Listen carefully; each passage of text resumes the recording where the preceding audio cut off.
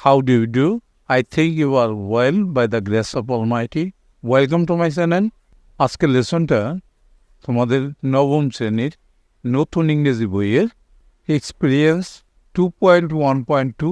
তুমি যদি আগের লেসনগুলো না দেখে থাকো তাহলে উপরে আই বাটনে ক্লিক করে প্লেলিস্টে গিয়ে দেখে আসতে পারো। শুরু করছি। Ask and answer the following question in pairs, then share your responses with the class. বাংলায় বলা হলো, জোড়ায় নিচের প্রশ্নগুলো আলোচনা করো, তোমার উত্তরগুলো শ্রেণীতে শেয়ার করো। প্রশ্নগুলো কি আছে? এ নাম্বারের প্রশ্নটা আছে, do you love nature?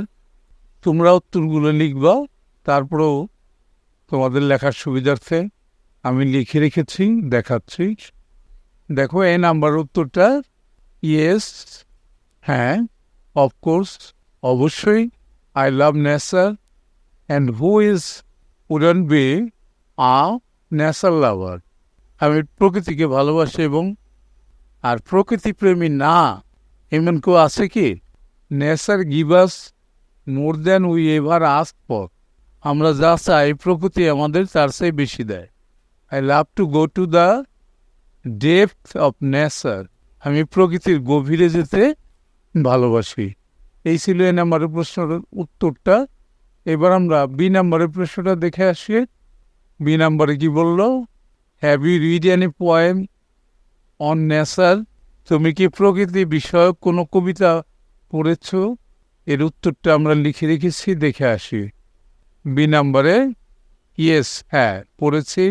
I have read a poem on nature, and that is the poem daffodils, also known as I Wandered Lonely as a Cloud, written by William Wordsworth.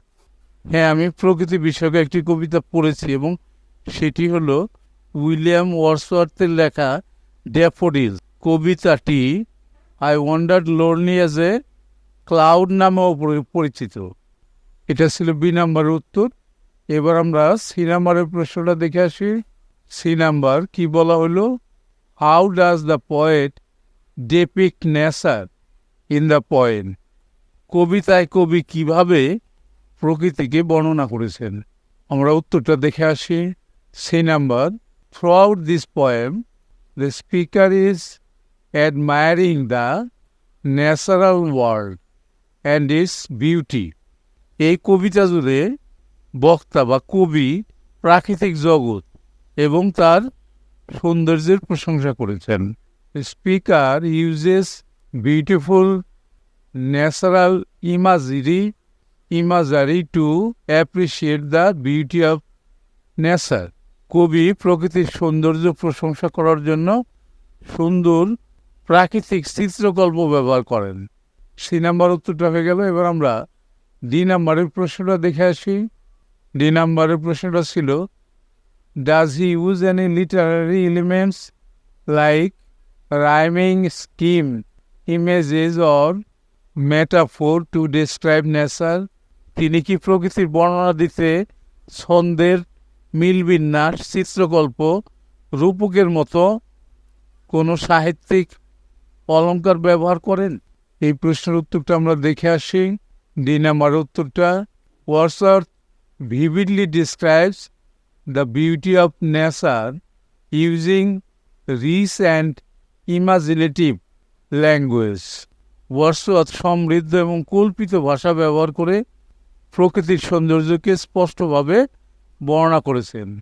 Here are some key ways in which nature is depicted in the poem. এখানে কিছু মূল উপায় বর্ণনা করা হলো যেগুলো কবিতার প্রকৃতিকে চিত্রিত করেছে। এক নম্বরে, visual imagery in the poem daffodils is. Daffodil কবিতায় ব্যবহৃত দৃষ্টিলব্ধ চিত্র, a host of golden daffodils, অসংখ্য সোনালি ড্যাফোডিলের এক বিশাল বাহিনী। এরপর আছে besides the lake beneath the trees, হ্রদের পাশে বৃক্ষতলে। এরপর আছে fluttering and dancing in the breeze, নেচে বেড়াচ্ছে মৃদু বাতাসে দুল খেয়ে।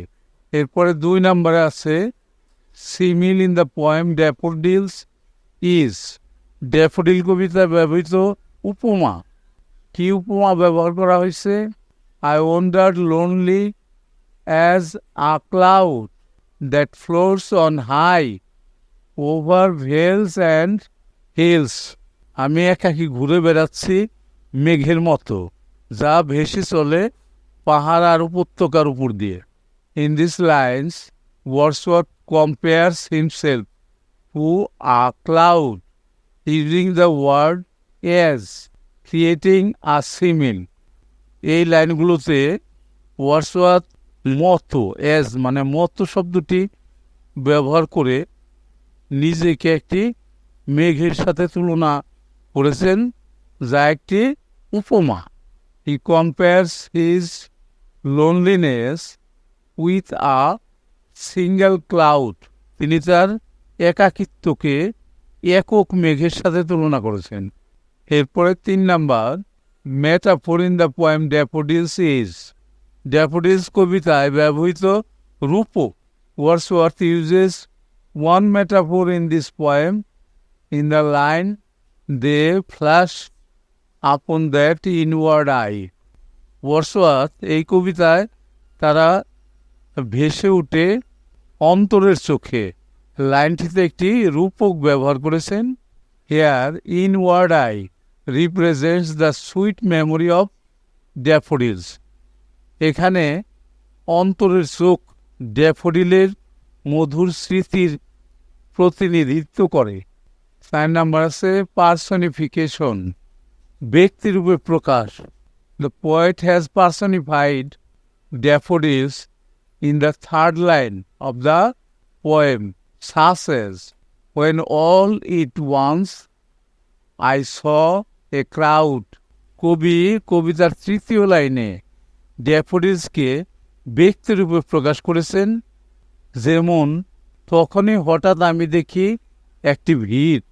Hair crowd shows the number of daffodils, এখানে ভিড় শব্দটি ড্যাফোডিলের সংখ্যাকে বোঝাচ্ছে। হয়ে গেল ডি নাম্বারটা। এবার আমরা এই নাম্বারের প্রশ্নটা দেখে আসি। এই নাম্বারে কি বলল? Do you think the use of literary elements make the poem interesting? তুমি কি মনে করো সাহিত্যের অলঙ্কারের ব্যবহার কবিতাটিকে আকর্ষণীয় করে তোলে? আমরা উত্তরটা দেখে আসি। ইয়েস, হ্যাঁ।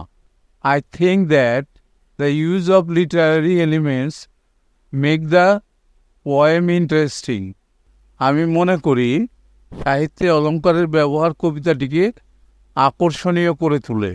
Literary devices are use to bring richness and clarity to the text, পাঠের সমৃদ্ধি এবং সহজবোধ্যতা আনতে ব্যবহৃত হয় সাহিত্যিক ডিভাইসগুলো।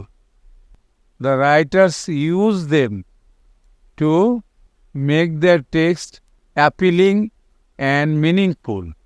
লেখকেরা তাদের পাঠকে আকর্ষণীয় এবং অর্থবহ করতে এগুলো ব্যবহার করেন।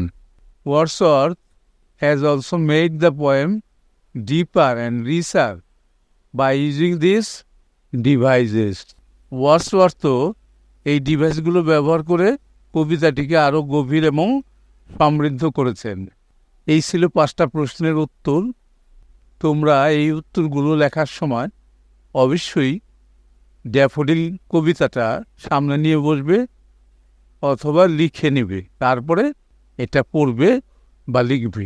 এরই সাথে আজকে লেসনটা শেষ হয়ে গেল। অবশ্যই তোমরা পরবর্তী লেসন দেখবা। See you next.